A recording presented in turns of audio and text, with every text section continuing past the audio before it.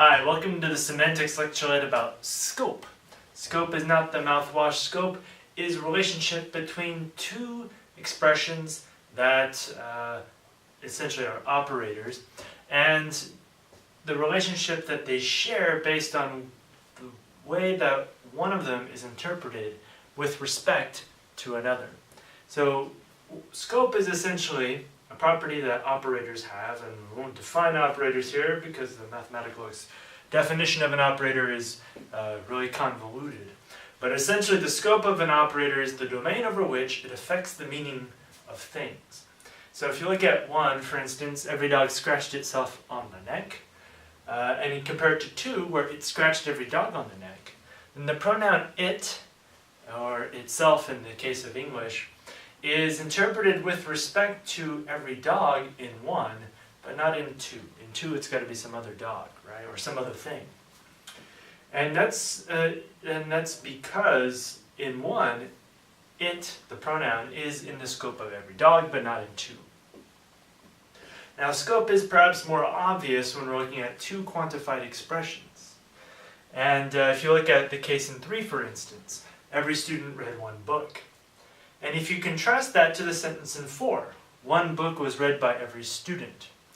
Now, these have different truth conditions, right? And this is one of the properties that distinguish quantifiers from referential expressions. So if you look at every student read 1 book, that's true if every student read the same book. It's true if every student read a different book, but it's false if there are students who read no books at all. But it's still true if there are books that nobody read, right? But as long as every student read a book, then you're fine. But if you contrast that to 1 book was read by every student, number 4, then that's true if every student read the same book. But it's false if every student read a different book. And so in that sense, we have a difference in truth conditions. These don't mean the same thing. And since all that happened, that was relevant, was the switching of the dominance relation between every student and 1 book, we can determine that there is a scope difference. And so when we say scope, essentially what we're saying is that some part of the expression is interpreted with respect, or is evaluated with respect to the, in this case, quantifier. So when we say every student read 1 book, then we go down the list of every student. Did they read a book? Did student 1 read a book, 2 read a book, 3 read a book? And so in that case, every student read a book. So if we have, let's say, 4 students, A, B, C, and D, and 4 books, let's say that A read the first book, B read the second book, C read all 4 books, and then D read book 3 and book 4. Well, in that case, the sentence is true. Every student read a book. The fact that some read more than 1 goes into the nature of what 1 means or what numerals mean, but we'll set that question aside. So we have 1, 2, right? Every student read a book. But the other sentence, 6, is not true. 1 book was read by every student. That's not true under this context because there's no book that was read by every student. And so since we have different contexts, we have different meanings, and since these meanings came from restructuring the sentence, we say it's a scope difference.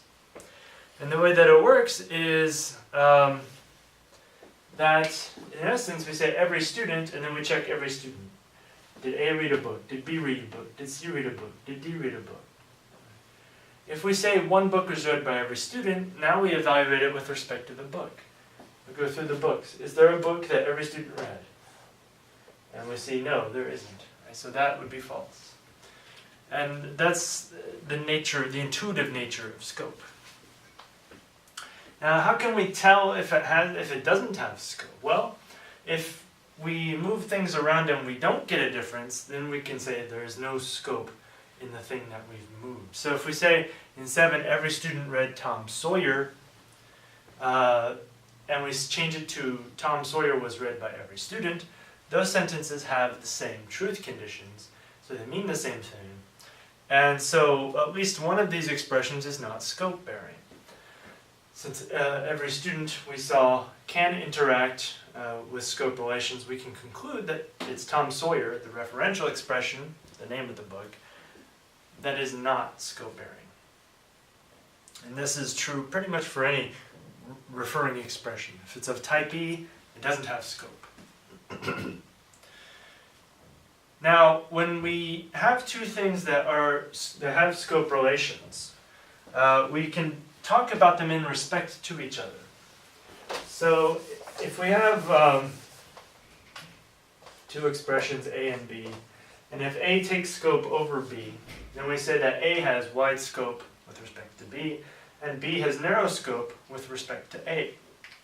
And so, we can get, if we're talking about A, we would talk about a wide scope reading.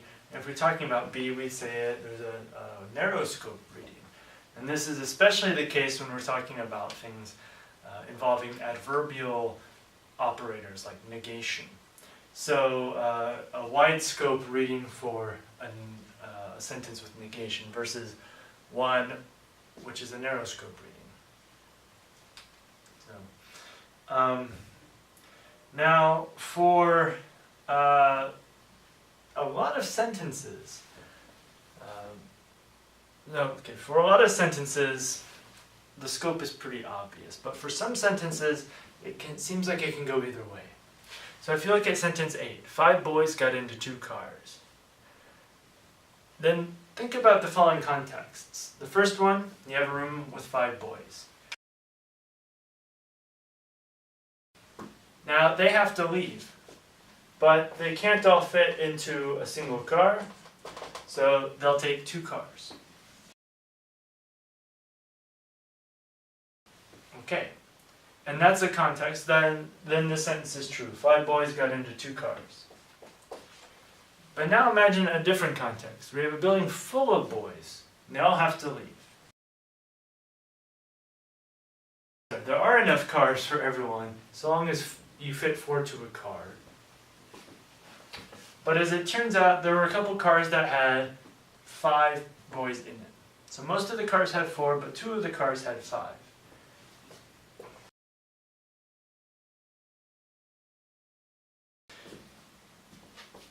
So, two of these cars have 5, the other cars have 4, or it doesn't matter how many.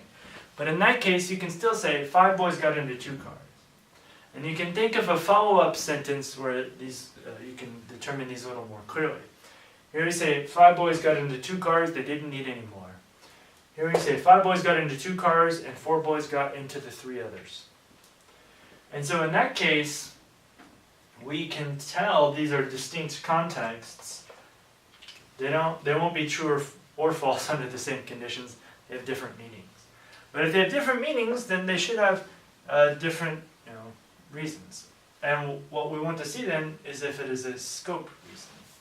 And as it turns out, it is. The first context here, say there are 5 boys such that there are 2 cars they got into. 5 boys, crammed them into 2 cars. Here, we have a context where there are 2 cars such that each one had 5 boys in it. And so, in that case, we're looking at the cars first, and so we can say that the cars scope over the boys. So these are different readings, and they come from a scope difference.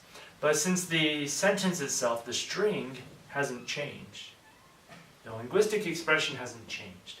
So it's ambiguous. It's ambiguous for scope reasons, and we call that a scope ambiguity.